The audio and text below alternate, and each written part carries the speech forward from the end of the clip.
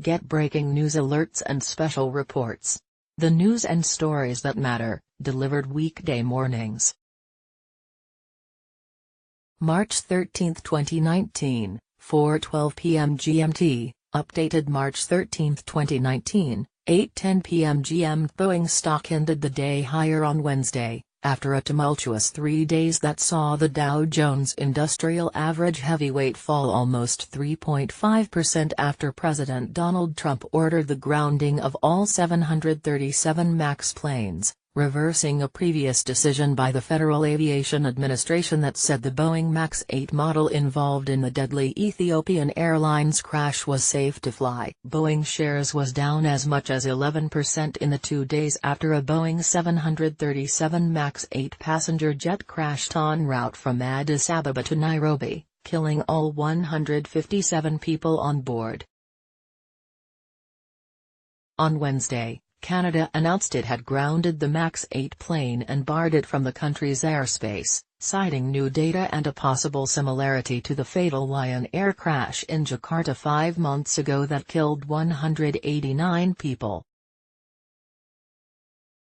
As the MAX 8 is a newer plane model, there aren't very many yet in service, about 70 by US-based airlines and a total of 385 worldwide. More than 60% of those are currently grounded. But with a backlog of some 4,600, the MAX line is a key component of Boeing's business. Boeing developed the 737 MAX 8 to replace the aging 737-800, an airline workhorse for short and medium-haul flights. There are thousands on order, hundreds in service. It's their cash cow. It's a big deal financially. It's also a big deal reputationally, said airline industry consultant Robert W. Mann. Boeing also postponed the rollout of its new long-haul 777X jet, which had been scheduled for Wednesday. Commercial aircraft make up about 60% of Boeing's sales, according to Sheila Kahyaoglu, aerospace and defense analyst at Jefferies, an investment bank based in New York. The 737 line alone is responsible for about 25% of total sales, Kahyaoglu told CNBC. Although investigators announced that they had recovered the flight's voice recorder and data recorder, the reason behind the crash was still unknown as of Wednesday. On Monday, Boeing issued an announcement regarding updates to software and pilot training for its maneuvering characteristics augmentation system, which it undertook after the October crash of a Lion Air flight operating the same 737 MAX 8 model. Industry experts said it was too early to tell if the reasons behind the two crashes were linked.